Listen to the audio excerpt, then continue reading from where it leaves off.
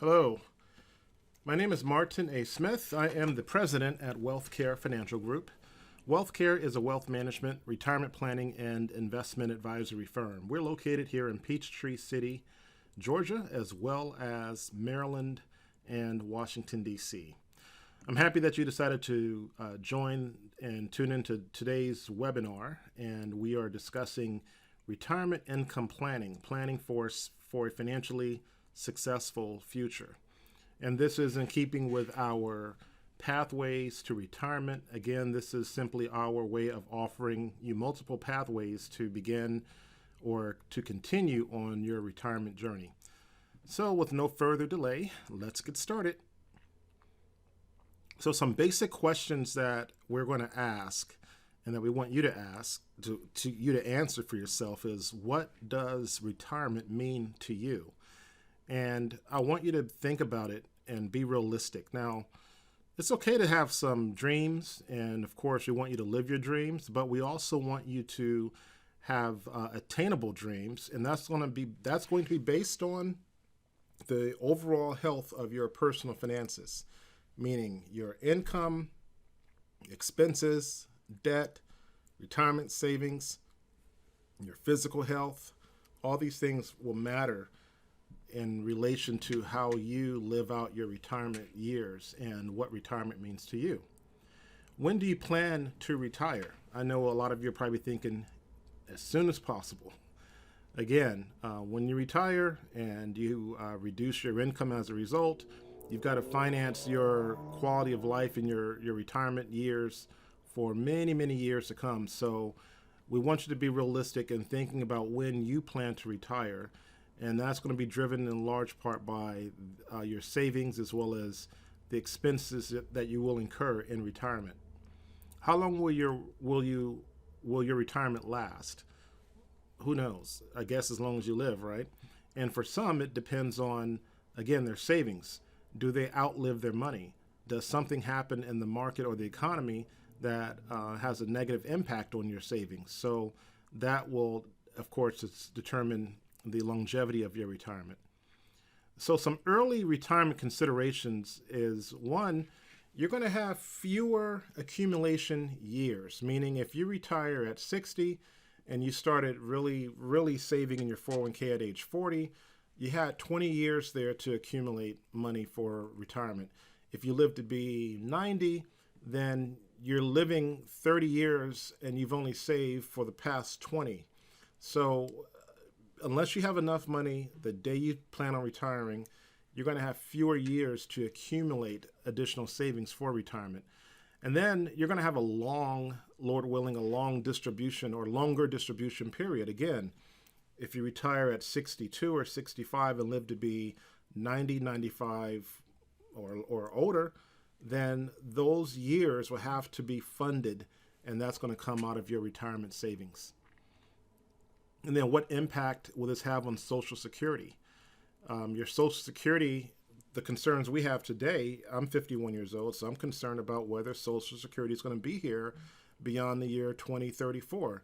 Supposedly, in the next 14 years, Social Security is supposed to decline, meaning the Social Security Trust is supposed to decline by 25%.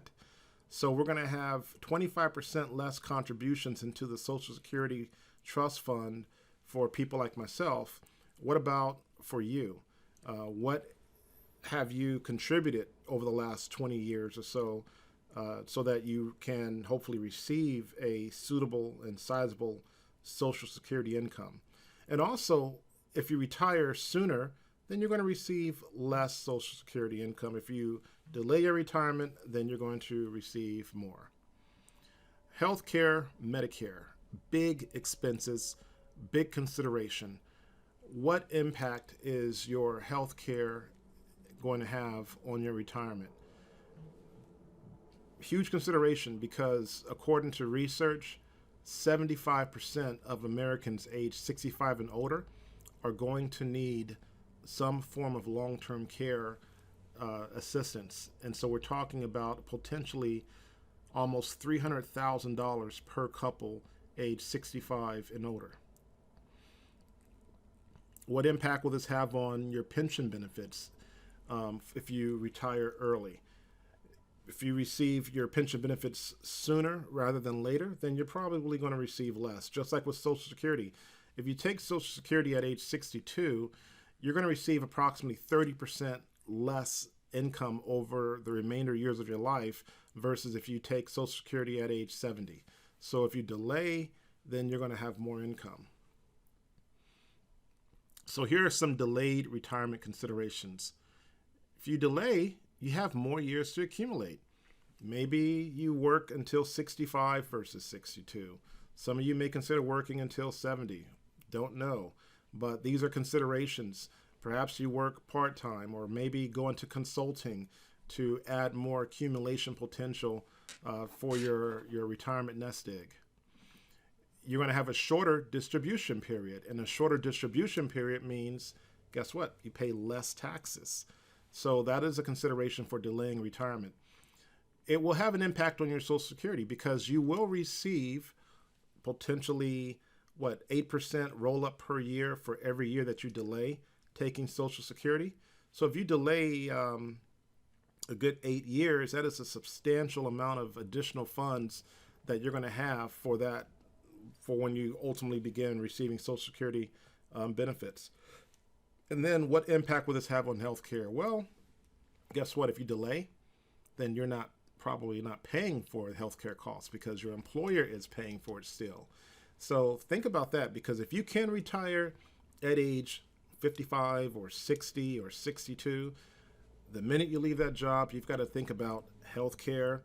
You have to think about the blackout period, meaning when does Social Security begin for me?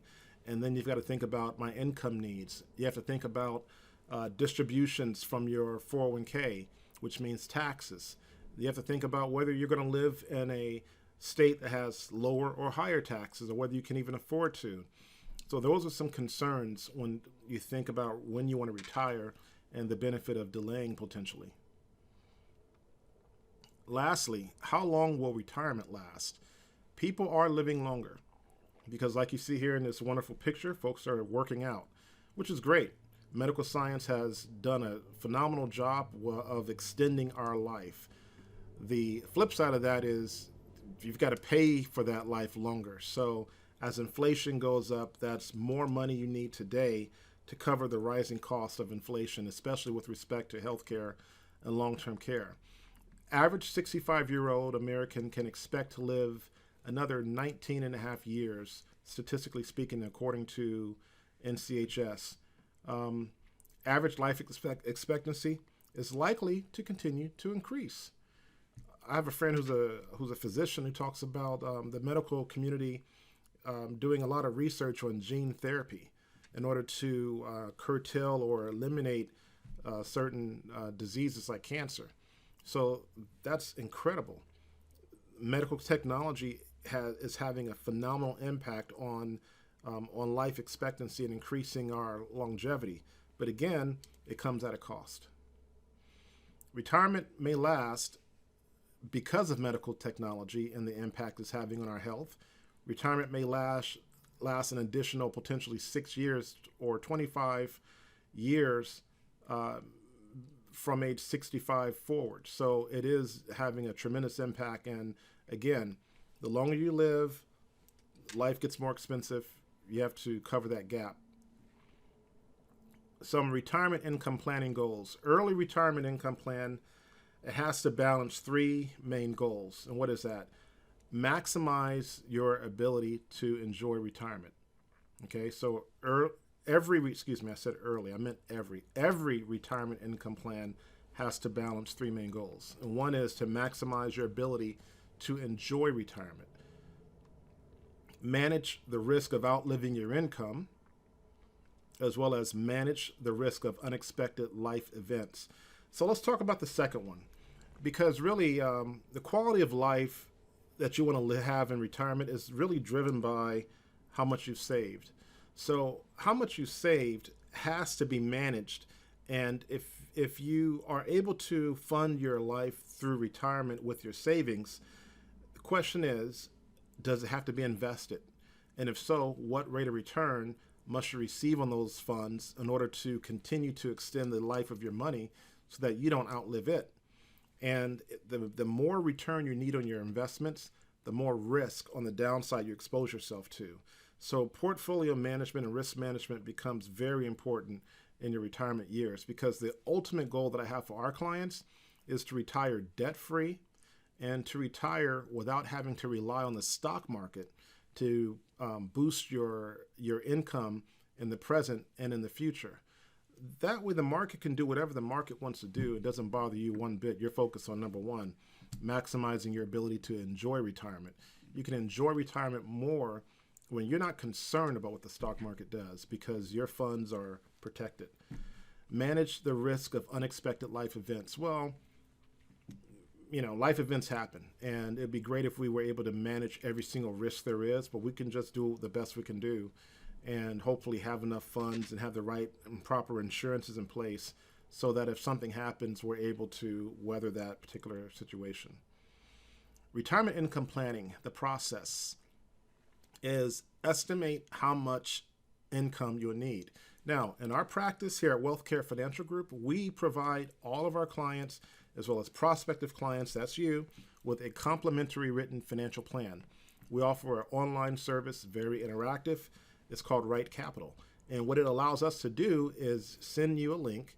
You put in your name and your email address, and then you receive access to this software, and you can upload, or actually you can attach logins, so you can attach your bank, checking, savings, 401k, brokerage accounts, IRA, and see all of that in real time in an aggregated account, and is encrypted, is bank level security encryption. As well, you can input your budget, your expenses, your liabilities, debts, your income sources. You can include your goals, future expenses. If you want to purchase, a lake house, for example, or if you want that year 2020 mid-engine Corvette that's coming out. That's a nice car, by the way. These are things you can do in the software. And then it also will project out an estate plan for you. It does estate planning as well. Very comprehensive estate planning. So it is a complimentary service. Take advantage of it. Contact us. We'll give you access to it. In fact, it's one of those 6 choices in our pathways to your retirement. I think it's probably choice number 3 or 4, but nonetheless, look for that link that says receive our free financial plan and just sign up. So in this process of financial planning, we're going to help you estimate how much income you're going to need in retirement. Next, we are going to consider major factors, realistic factors. One being inflation, really important. Okay. Now, when the stock market rises, which is what everyone wants to happen, sometimes we don't think about the consequence of a higher stock market or a stronger economy. And that consequence is inflation. Cost of living increases. And inflation brings along another issue called higher interest rates, because the Federal Reserve raises rates to offset inflation. So while we celebrate a rising stock market, we've got to be mindful of the fact that expenses are increasing as well. Goods and services are going to cost more. So you're going to have to pay for that increase. But notice, inflation will happen whether you participate in the stock market or not. So while we celebrate a higher stock market, a stronger economy, if you're not investing or not investing enough, you're still going to be impacted by inflation. That's not so fair, but that's just being realistic. So total income from Social Security and pensions, we're going to estimate and try to figure out exactly what your income is from Social Security and pensions, and including any other investment savings that you may have for the sake of retirement purposes. Because we want to be able to project how much income you're going to need the day you retire, and that has to cover your expenses for your life expectancy.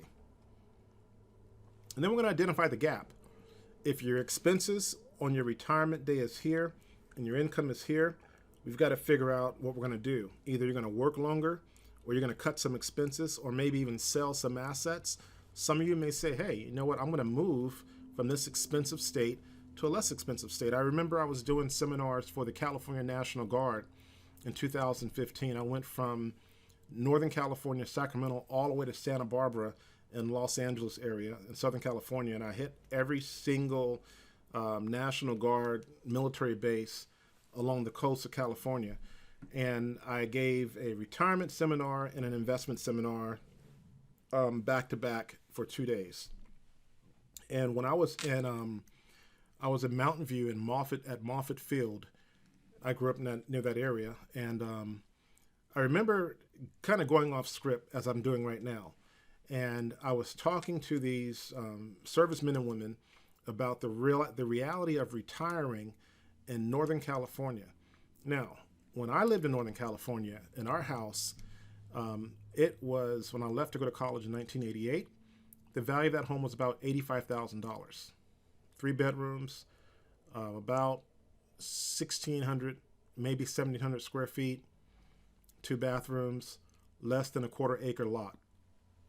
That house today is valued at about $1.1 million. In fact, it was listed for that amount recently. $1.1 million. So that is in this city where it is the lowest income and property value in that region. If you step out of that city, the surrounding cities, that same house will be valued in any city outside of that city limits where we grew up. That same house is valued at about $2 million. So imagine you've been in your home for 20, 30 years, and your house went from $100,000 to now it's worth about $1.7 million, which is realistic for a starter home in Northern California, in the Bay Area, in the Palo Alto, Menlo Park, East Palo Alto, Mountain View community. And if the average house is about 1.7 million, and if you want to move into a nicer home, you're going to either have to move 2 to 3 hours north or south in the valley, where it's a little bit hotter, by the way, or you're going to pay $4 or $5 million more to be in that same community in a nicer home. So think about this. For a lot of people in the state of California, they're thinking about, look, I'm going to sell this house, take my $1.7 million, move to Texas or Georgia or North Carolina and buy a house for $600,000. It'd be a much nicer house, bigger house with a pool. And I'm going to bank the other $1.1 million. That is a realistic picture. That is one way for some people to resolve the gap in their overall savings to achieve the amount of money they need to retire for the number of years they're going to be retired. And then use savings to bridge the gap. Well, I just basically gave you the answer there. Use the savings where you can to bridge the gap. Sell some assets if you have to. How much annual income will you need? General guidelines, you'll need 60 to 90% of your pre-retirement income in order to retire. About 60 to 90%. So if you're making $100,000 right now, you're going to need potentially $60,000 to $90,000 the day you retire for your life expectancy. Now, let's do a calculation. How many years are going to be retired? What, 25 years? And so if you need $60,000 a year, just taking the low side, times 25 years, that's $1.5 million. $1.5 million. And we haven't adjusted for inflation and potential returns in the market. So that's a lot of money to need in the present in your pre-retirement years to achieve life expectancy during your retirement years. So think about what expenses will change. Your mortgage may decrease, which is great. Healthcare costs may increase, which isn't so great. Do those two things decrease or increase at the same rate? Not necessarily, just depends on where you live. And also some states have better healthcare than other states. So it really depends. I think, again, think about what you can live without. If you have an idea for how you want to enjoy retirement, you've got to be realistic and think about the things that you can live without and whether it's worth the sacrifice of maybe selling a home to move to a less expensive community or location or state so that you can enjoy life and enjoy retirement on your terms. Lastly, include costs for special retirement pursuits, travel, and hobbies. And then list your expenses. These are all things that we do in the retirement planning process in our practice. So accounting for healthcare costs, Medicare coverage at 65 is pretty much when that begins, okay? Medicare prescription drug coverage. And you want to sign up for these things. If you have them on your job, definitely. But I would work with a healthcare specialist if I were you, and really think about planning out your healthcare the way you plan out your pre-retirement financial planning as well. Consider, if necessary, a Medigap policy, because if you have some needs there, a Medigap policy can offset the expenses from a medical event. Medicare, it does not, absolutely does not pay for long-term care. That's completely different, okay? Now, accounting for the costs of long-term care. Your options is either pay out of pocket or rely on Medicaid or purchase long-term care insurance. Pay out of pocket, very expensive. Rely on Medicaid, you've got to spend down. You basically have to be broke. I mean, let's just call it what it is. If you're going to rely on Medicaid, the state says you can be worth practically nothing, okay? And most people don't want to go that route. And so then you have to look at long-term care. I think long-term care is probably the best thing to consider. There's a sweet spot in age where it makes more sense. You don't need long-term care insurance in your 30s or 40s. I think the sweet spot in age is around maybe 55, 53, 55 years old to probably about 60. You get up in around 62, 63, 65, long-term care becomes a lot more expensive. There's a sweet spot at which if you purchase it early enough, but not too early, the costs are reasonable. If you wait, you may have some health challenges. And even if you don't have any health challenges, just age by itself will make it more expensive. So consider that if you don't have it now, you should look into it. Fewer companies are offering long-term care. What they're doing today is they're taking life insurance policies and they're making them hybrids where you have a life policy mixed with a long-term care rider. In other words, the face amount of the policy, suppose you had $1 million policy, the face amount can be liquidated if you cannot perform, usually it's 2 out of 6 activities of daily living, such as eating, cleaning, toileting, transferring, walking, etc. So that $1 million policy, what they do is they'll take 1% to 4% of that $1 million, or $10,000 to $40,000, and that would be your monthly benefit until you pretty much spend down that $1 million. If you pass away before the $1 million is exhausted, the difference goes to your intended beneficiaries. So that is one way to take advantage of life insurance with a long-term care rider versus purchasing long-term care insurance and then separately purchasing a life insurance policy, which is what a lot of people used to do. Since fewer companies offer long-term care insurance, I think the hybrid option is definitely worth considering. Okay, so we are going to look at, I think I've covered some of this already. What is long-term care? We discussed it. Most individuals over age 65, I mentioned earlier, are going to need long-term care in their life. And then the average annual cost of a nursing home, $82,128, according to the U.S. Department of Health and Human Services. $82,128. If you need long-term care for 4 years, 4 years times 82,000, that's what we're looking at. So major factors to consider is you must account for inflation. You have to recognize the impact of taxes. Let me go back one. So we have this interesting phenomena in our country that I don't think enough politicians are discussing. You hear it in the news sometimes. Maybe they'll mention it just to sort of check the box that they mentioned it. But if you notice in the political debates from George W. Bush, President Obama, Donald Trump, in all those political debates, they may mention once or twice or 3 times national debt. Like, we got to do something about the national debt. But when it comes down to having a debate dedicated, solely focused on the issue, the question of the national debt, that's not being discussed. We'll debate immigration, We'll debate healthcare, but we're not debating national debt. So, thinking about inflation, there are some risks that our country is facing. We tend to think about inflation as just sort of normal inflation. Cost of life gets a little bit more expensive, and then the feds will increase rates to offset that cost. Then life becomes less expensive, and sort of a seesaw effect. Inflation goes up, interest rates go up, offsets inflation, it kind of goes down. Like gas prices sometimes. But the national debt, I think, is a problem waiting to happen.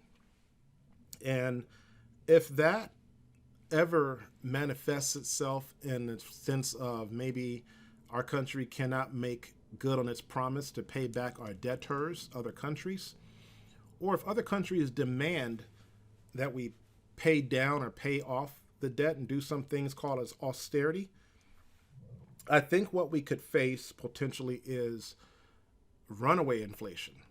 Much higher taxes, but some horrible inflation. And this is something that you have to consider as it may impact your retirement. Maybe not for those who are retiring in the year 2020, but perhaps for those who are retiring in the year 2034. When Social Security is projected to receive 25% less contributions from working Americans, we don't need that to drop, which means distributions will be less, and for the national debt issue to come to a head at the same time, meaning that life gets very expensive and there's less money being distributed to those who are relying on it for their retirement.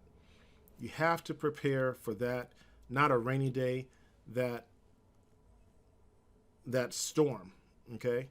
That could happen in our lifetime. So I wanted to just kind of harp on that point for a moment. Back to the fun stuff. Recognizing the impact of taxes. Well, really taxes is going to be driven by who's in office.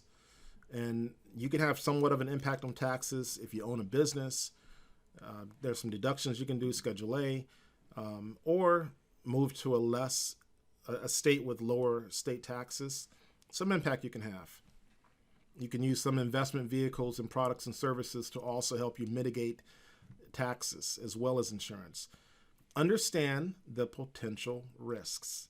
These are risks that you must consider with respect to retiring. Taxes, inflation, investment risks. Accounting for inflation, assuming a 3% inflation in 25 years, it will cost you over $100,000 to buy the same goods and services that $50,000 would purchase today. So, for illustrative purposes only, today we're talking about, I'm going to use my little pointer here, my laser pointer.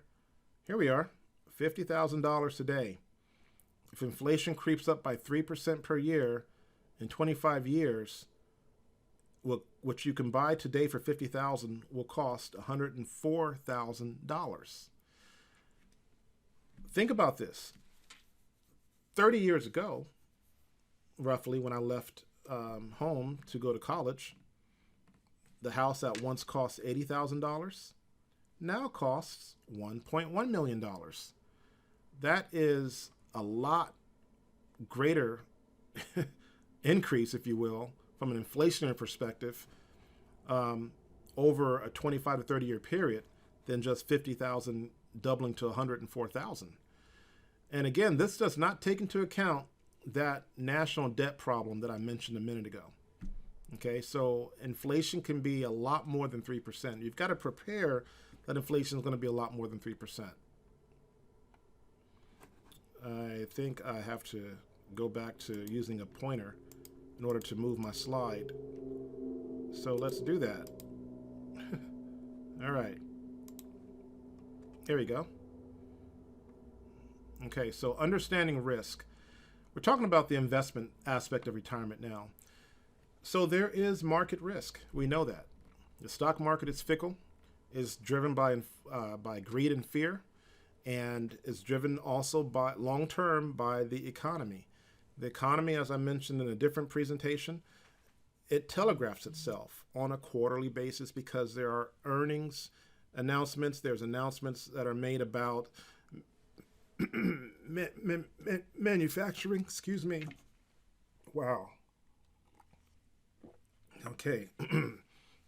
Manufacturing.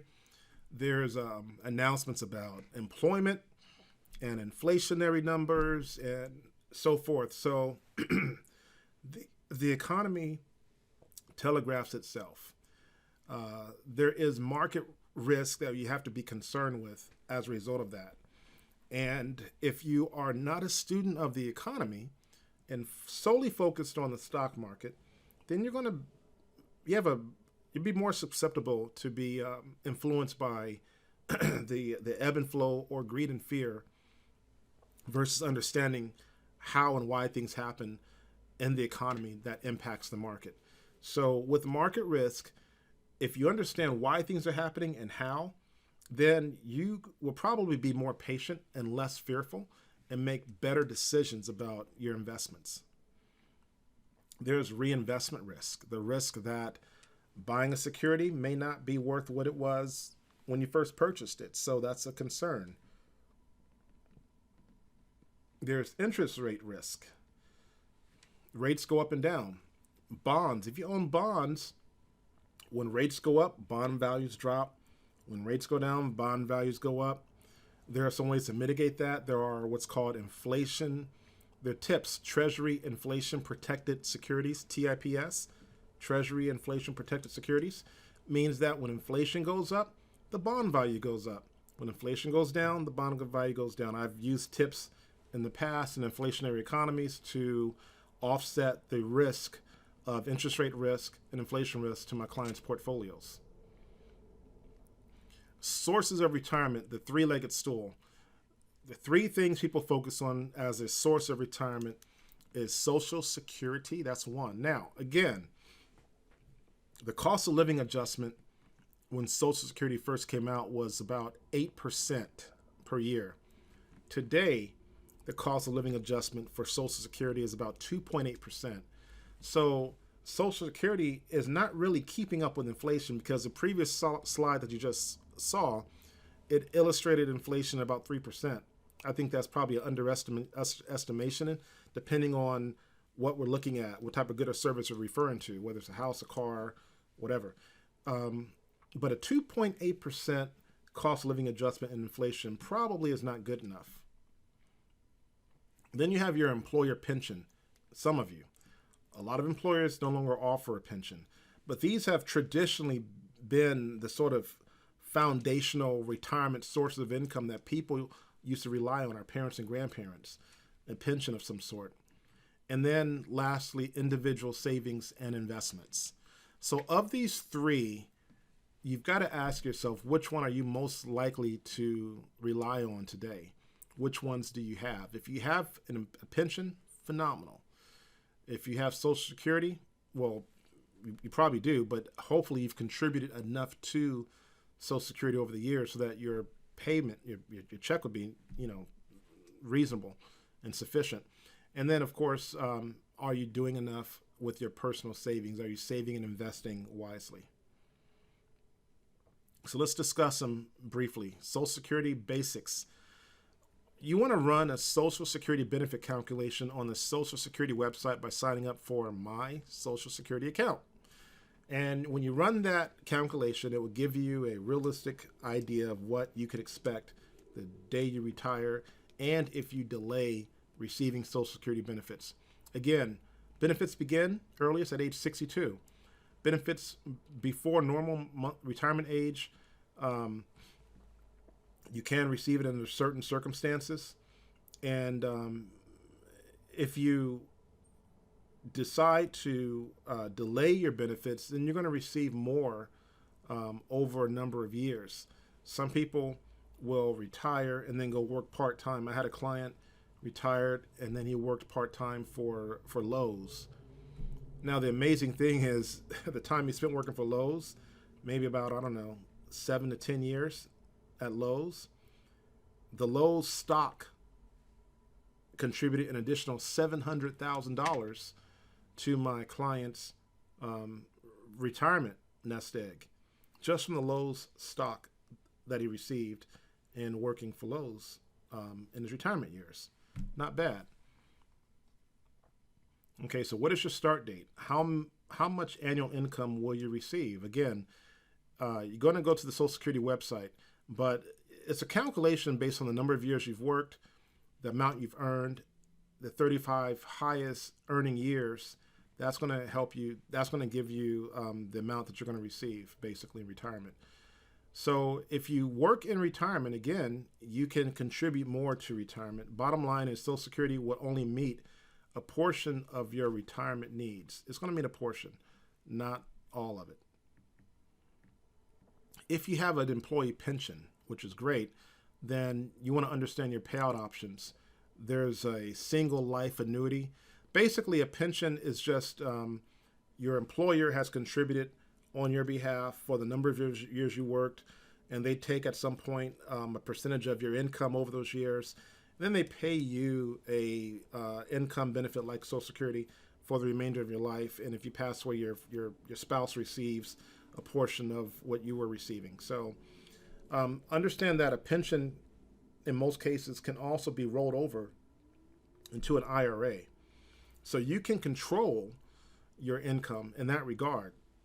Maybe the pension benefit percentage is not as high as you can get in some other products that can give you a guaranteed income stream compared to the pension. Some of those products could be bonds, perhaps. I don't think a CD would keep up at this point. Maybe when inflation is a lot higher, interest rates go up quite a bit, you can probably use a CD or a combination of CD, bonds, some preferred stock, perhaps some annuities. There are other vehicles out there that can compete with your pension, and you can sort of create an income stream for yourself. So when you identify the gap, and what is that gap? It is your annual income needed in retirement minus your annual income from Social Security and pension equals the additional annual income needed. That's what we want to figure out as soon as possible. As soon as possible. You want to know exactly what the gap is. When we understand that, then we can get to work on your behalf to see how we can help you bridge that gap and the best way to do it. You don't want to go into retirement knowing that there's a chance that you don't have enough saved. If you've got a good 3 to 5 years or longer to begin working on this gap, then by all means do it, because you don't know what type of economy you're going to retire into, whether interest rates are going to be higher and you want to buy a retirement home, whether inflation is going to be a lot higher, whether the economy is going to be stronger. All these things are going to really matter. So the best thing to do is to start working on it today. Personal savings general considerations. Let's run through this. So, let's go back. Okay. General considerations, investment asset allocation strategy. I cannot underscore enough the importance of understanding asset class diversification. Notice I didn't say asset allocation, such as what our slide says. In our firm at Wealth Care Financial Group, we focus on asset class diversification. There is a big difference. It's one thing to be diversified, and a lot of people's portfolios, they are diversified, but in name only. Meaning, when I peel back the onion, and when we do a comprehensive portfolio review and a comparative investment analysis on your portfolio, regardless of whether it's your 401k or IRA with a different brokerage firm or an investment advisor, we run every single security you own, every stock, bond, mutual fund, exchange traded fund, everything through our software, and we're able to see exactly which asset classes are most represented in your portfolio. What I tend to find is that more than 50%, sometimes greater than 60% of a so-called diversified portfolio is primarily invested in large caps, which means that when the S&P is up, or when the Dow is up, when the NASDAQ is up, their portfolio is up. But when those three broad indices are down, their portfolio is down. It's called positive correlation. Everything moves in the same direction. Why is it that when we look at the news and they talk about the stock market performance for the day in the evening news, they primarily talk about the Dow, S&P, and the NASDAQ, as though those are the only three indices out there. By the way, the Dow is large cap, S&P is a 500 large cap companies, the NASDAQ is like 60% large cap. So why in the world are we focused on those three indices and not discussing the Russell 2000 or the S&P 600, which are both small cap indices, or the S&P 400, which is the mid cap indice, or the Russell 1000, which competes in a sense with the S&P 500, which is another large cap indice? Why aren't we talking about real estate, bonds, international, and or commodities? We're getting this idea from the media that the stock market is broadly represented in one asset class, when that is not necessarily true.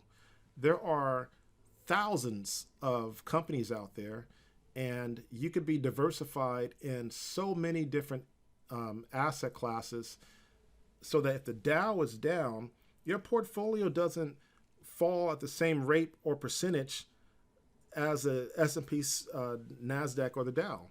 So we focus on asset class diversification because there's a big difference. And by the way, as an asset class, small cap value has been a leading performing asset class in 3, 5, and 10-year rolling periods since 1927. Small cap value as an asset class has outperformed the S&P 500 for a longer period of time since 1927. Why are we so focused on the S&P 500? These are some of the things you want to talk with your advisor about and look at your portfolio. And if you are primarily invested in the Dow, S&P, or NASDAQ and not in small cap value or small cap growth or mid cap value, then you've got to be asking yourself why. Because one, you're exposed to more volatility, potentially greater chance of loss, and less diversification. And just with making that small adjustment, you can reduce your risk and you can increase your performance potentially. And we've done it many times here in our practice for our clients. Okay, off my soapbox. Think about the specific investment and product choice, your withdrawal rate. That's important. What percentage of your portfolio must you receive as a distribution to cover your expenses in retirement? If you need a greater percentage of your portfolio, then that money has to grow at an even greater rate. And if it has to grow at a greater rate during your retirement years, then chances are you've got to still be invested in the stock market, which means now you're relying on something you cannot control, which is the stock market, to grow your portfolio high enough and fast enough at a large enough rate to pay income to you for X number of years. So you want to hopefully have to take out a much lower withdrawal rate of money, which means you're going to need a lot more money, or start investing a lot earlier and not hopefully rely on the stock market to cover your expenses when you're retired. And then what order of withdrawals are you going to receive these funds? Is it going to be taxable first or tax deferred first? Is it going to be life insurance, cash value? You have to think about that. Require minimum distributions. There's been a change in retirement. Congress and the Senate has signed a bill. It's called the Secure Act. And prior to the Secure Act, you have to start taking RMDs at 70 and a half.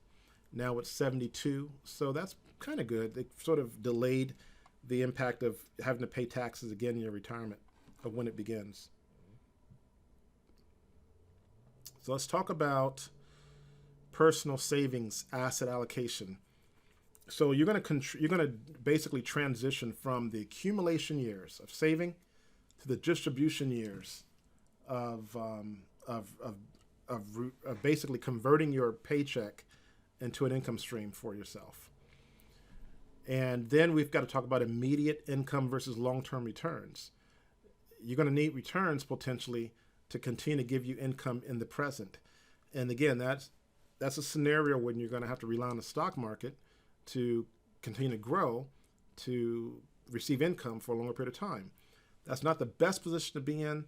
That's the position most people are in. Effective asset allocation plan, it does the following. It provides ongoing income. It minimizes asset volatility, maximizes the likelihood that savings will last longer or last as long as needed. Now, you want to be open-minded when you think about creating income for yourself in your retirement years. You've heard positive and negative things, probably more so negative than not, about annuities. My take on annuities is this. They're not good. They're not bad. The answer is it depends. It depends on what is suitable for you. So please don't enter the discussion about financial planning with this idea that because you've heard some so-called expert on television say annuities are bad, or you've read somewhere that they're really, really great. Don't go into a meeting with an investment advisor, a financial planner, with your mind made up that they're either good or bad. It depends, and everyone is different. What's good for one person isn't good for another person. I've got clients with annuities. I have clients I would never consider an annuity. So it really depends. That's the correct answer. It depends on what is suitable for you. And then, of course, your money must keep pace with inflation. All right, so personal savings considerations, bonds or bond funds. If you're going to buy bonds, which I think are great because I have built many bond ladders in my career as a wealth manager and investment advisor. I've got clients who have bond portfolios, and we basically will create a laddered approach where we have government bonds, agency bonds, corporate bonds, and a little bit of junk bonds because it has a high yield, and some CDs, and then some other cash equivalent type products. So with respect to the junk bonds, they're not necessarily, again, don't think, oh, they're horrible because they're called junk. No, because you can take a strong company like General Electric or Apple, or Disney or a utility company that's publicly traded. They too offer junk bonds. If you're going to use a junk bond in your portfolio, we call it actually, so you have credit qualities, AAA, AA, single A is investment grade. Non-investment grade is less than AAA. Okay, so you're talking about triple B, double B, single B, etc. Disney could offer a bond that is non-investment grade, and is Disney going to go out of business anytime soon? Probably not. It's just certain of their assets are valued at a different value than other assets or debts, so that you may have a portfolio of $1 million, and you may say, okay, I'm going to take $25,000 or $60,000, and that's going to be my junk bond category, or in other words, less than AAA, or I'm sorry, less than single A. The order is AAA, AA, single A, and then anything under single A is considered lower than investment grade or junk. And so the idea is get the best quality junk you can find.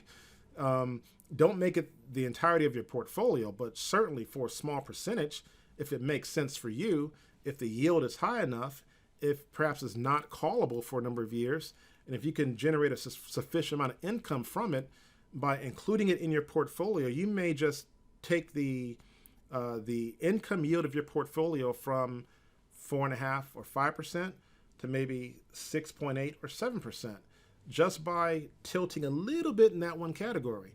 And the rest of it could be the, above investment grade, for example. But at any rate, you want to ladder your bonds and then think about how it's going to distribute income over your life expectancy. And that's one of the things we do in our firm. Dividend paying stocks, very useful. High quality company stocks, valuable stocks that pay a dividend, great to use. Certificates of deposit. My suggestion is buy your CDs from a brokerage firm or investment advisor, because we have access to CDs at banks throughout the entire country. Not just your bank CD, but I can look at banks anywhere in the country and get CDs because we have a much broader inventory. So there's one plus. Treasury inflation protected securities. I mentioned this earlier in the presentation. Tips: great way to offset inflation, because when inflation goes up, the value goes up as well. So that's a product we've used many times in our portfolios and in inflationary economies. And then distribution funds. Again, you're going to think about what type of fund you're using. You want to use, if you engage an investment advisor, we have software tools to filter and research thousands upon thousands of funds and stocks and different investment vehicles to find what's suitable for you. So now let's talk about annuities and a little bit more broad. An annuity is a contract between you and an insurance company. You pay premiums. The premium is how much you start the annuity with. 50,000, 100,000, $1 million, depends. The issuer promises to make payments for a fixed time or for life. It can provide guaranteed income for life. And the fixed income means less flexibility, relative return on investment, depending on if it's an equity index annuity or a variable annuity or a fixed annuity only.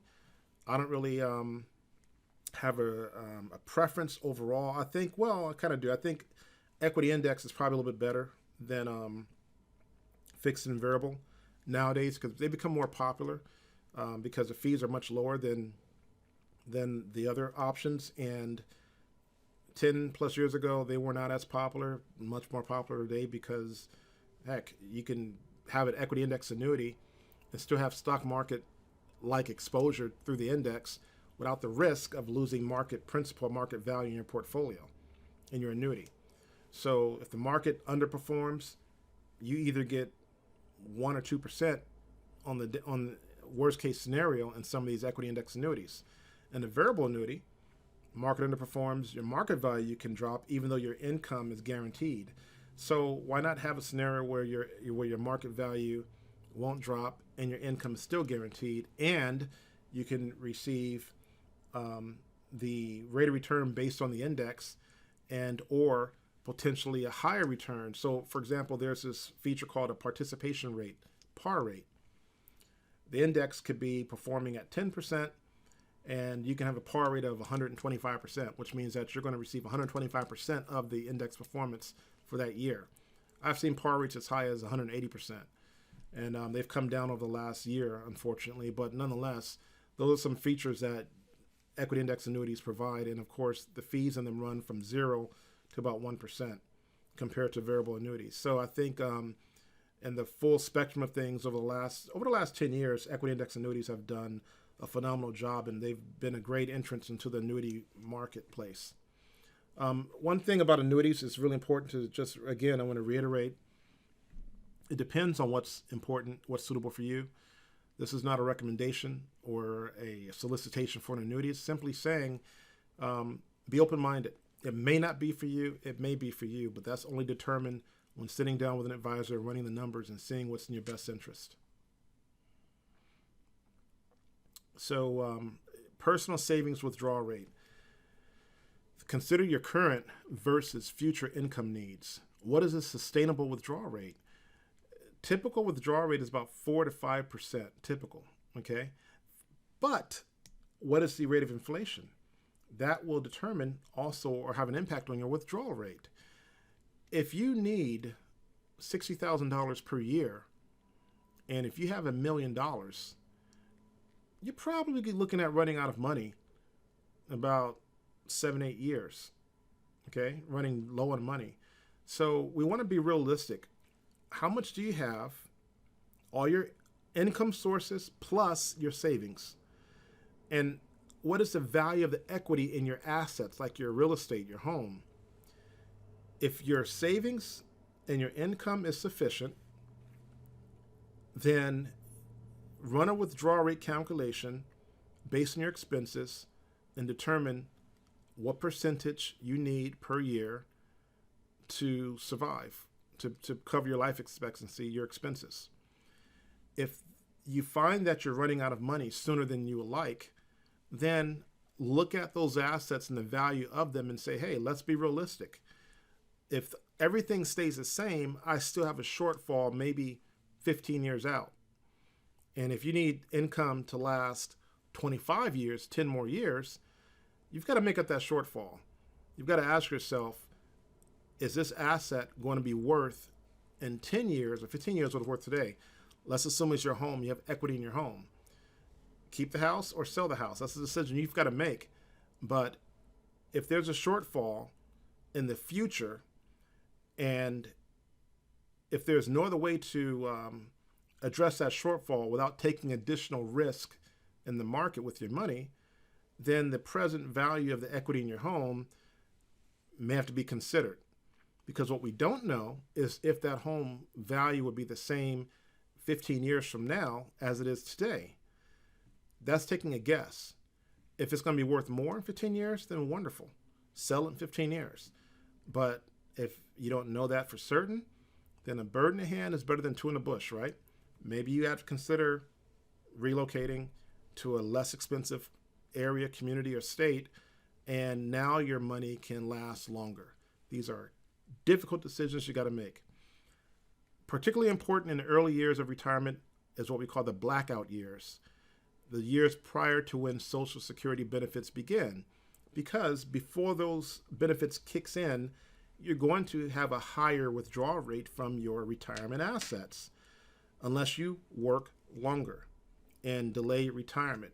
If you don't work longer and don't delay retirement, then you're going to need probably a larger withdrawal rate until Social Security begins.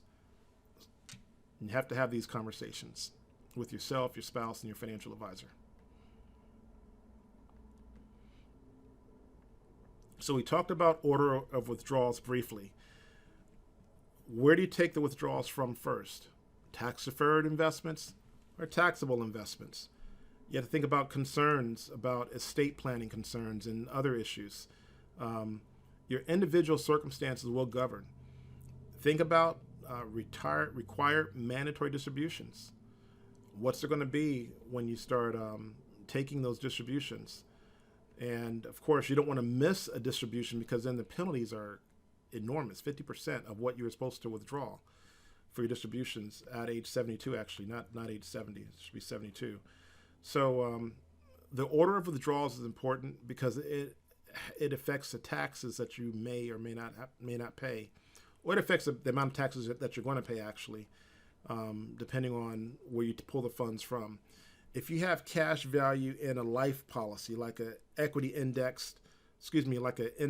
universal index life insurance policy or a whole life policy, those funds grows tax deferred, can be borrowed, i.e. withdrawn, tax-free.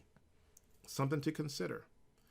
If you have to take RMDs, required mandatory distributions, and you're 70 or 72, and you take these funds, assuming you don't even need them, because a lot of people, when they take RMDs, they don't really need the money. Some people do, but some people don't. They do it because they have to, because they don't want to pay the taxes or the penalty. So they take the RMD, and then the money sits in the bank, or they invest the money, and it grows, and it creates more capital gains, which is more taxes. One thing to consider, take the RMDs if you must, as which you do, and if you don't need the funds, maybe fund a universal index life insurance policy. Why? Because you increase the value of your estate.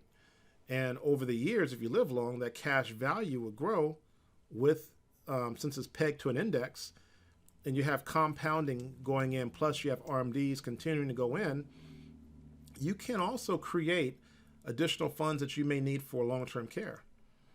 So that's probably making the best use of RMD money that you really don't need, but you have to take out in order to avoid a penalty and appease Uncle Sam. Other potential sources of income, I mention this a lot, your home, existing cash value life insurance policies. I know it's difficult to think about selling a home to create income sources. You know, I once had a client in Maryland, and I sat down with a young couple once, and we talked about how they can overcome debt and so forth. And I said, look, I'm going to give it to you straight. You have a beautiful house. Sell it. You can recover. You're not even 40 yet. That's a tough decision to make, but you have equity. Sell the house. or lose the house because your expenses and your debts are so great you're having a hard time making the payments. Take the cash and run, rebuild. These are some difficult decisions you have to make.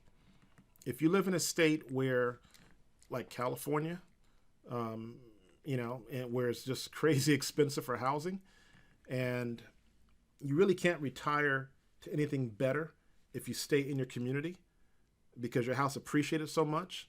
To retire to a better house within a 20-mile radius may cost substantially more unless you move out 2 or 3 hours in the valley or the desert where homes are a lot less expensive, but who wants to live out there? A lot of people do. You may have to consider, well, maybe I'm going to sell this home and get something nicer in a different state. These are considerations that you should consider because long-term care costs, medical insurance costs when you're retired, cost of living, inflation. Do not assume that the equity in your home is always going to be there if you don't touch it, because home values do fluctuate. If you have a lot of equity in your home today, you might want to consider maybe selling, cashing in, moving on, and ensuring a much more peaceful and much more secure retirement for yourself. Okay?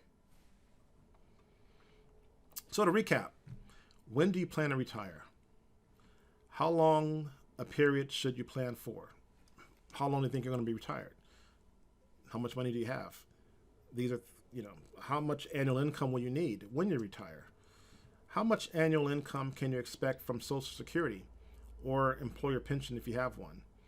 Then your personal savings. Think about your investment plan, please. As I mentioned earlier, you can reduce risk just by doing better diversification, asset class diversification in your portfolio. These are the investment considerations you want to think about. What is your withdrawal rate going to be?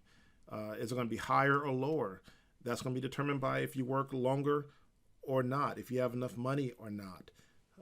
Withdrawal rate is important. The order of withdrawals, where do you take it from? Taxable investments, life insurance cash value, tax-deferred investments, and then other potential sources of income, such as real estate, rental property, or equity in your home. These are the considerations. These are things that we want you to discuss with your CPA, your financial advisor, your estate planning attorney. If you don't have a financial advisor, or if you'd like to receive an objective second opinion regarding the management and performance of your investments with respect to your entire global financial planning needs, give us a call. Our number is 770-683-3608. Okay? Thank you so much for attending this seminar. I hope you've learned a lot. We're here to educate, and our objective is to help you achieve and meet and live your values, your dreams, and your goals, and to express that through the work that we do here at WealthCare Financial Group. Thank you very much.